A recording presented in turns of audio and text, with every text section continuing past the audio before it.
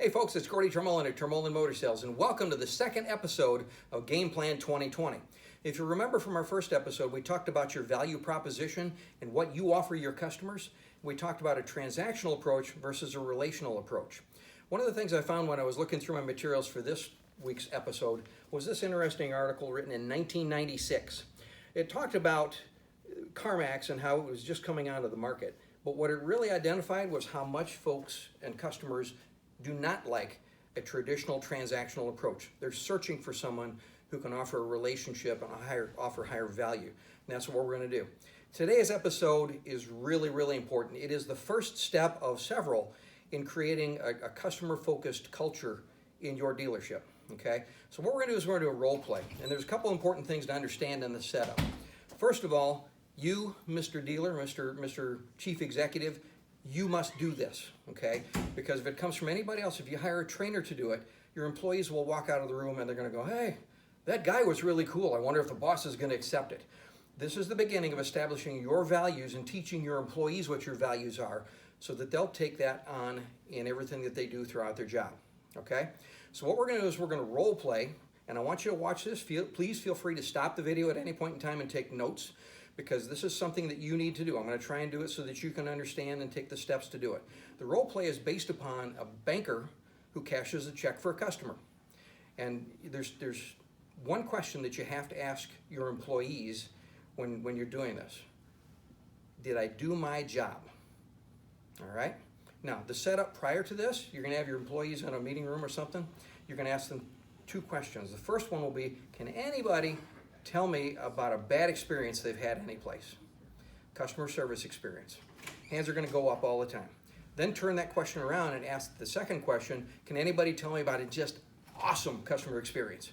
You may have to be prepared with one of your own to tell the story to get the point across. Then you're going to do the role play, okay? So today, I've made this checkout, and my good friend Caleb over here is going to be our guinea pig.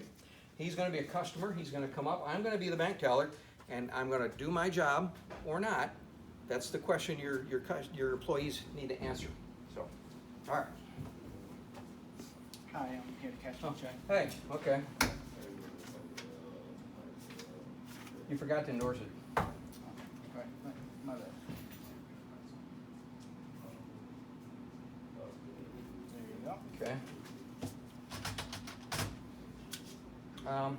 You have an account here? Yeah. That says you don't. I need to see some ID. Sure. There you go. Hey, boss. I got this kid over who wants to cash a check. Says he's got an account, but I don't see it. I need your okay.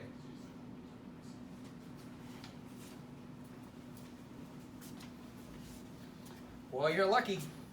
He doesn't want to eat anybody today. All right. Have a good one. Next! Now, did I do my job? If your employees were paying attention, they're going to say, no way. But technically, I did. I greeted him. I had him endorse the check. I confirmed that he didn't have an account. I got his identification. I got my boss's permission to cash the check. I gave him his money. I offered him a farewell salutation, and I got to the next customer. But did I do my job well? Oh, heck no. Now's when you need to solicit from your employees what I could have done better. Could I have greeted him? Could I have offered him an account or offered to straighten it out? Could I have explained that I was going to go get my boss's okay? Could I have asked him what denominations he wanted instead of giving him 2 20s and a 10? Could I have thanked him for coming by?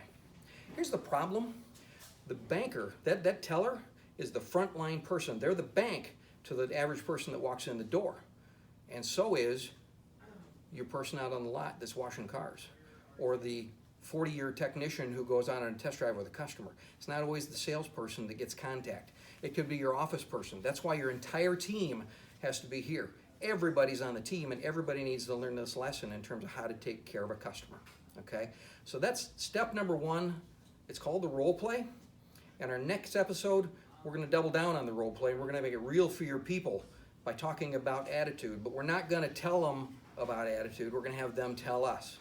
So we'll look forward to doing that, and we'll look forward to seeing you again next week. In the meantime, good selling. And by the way, it's Friday, Good Friday. So to my Christian brothers and sisters, it's a gruesome day, but Sunday's coming, and he is risen. God bless you.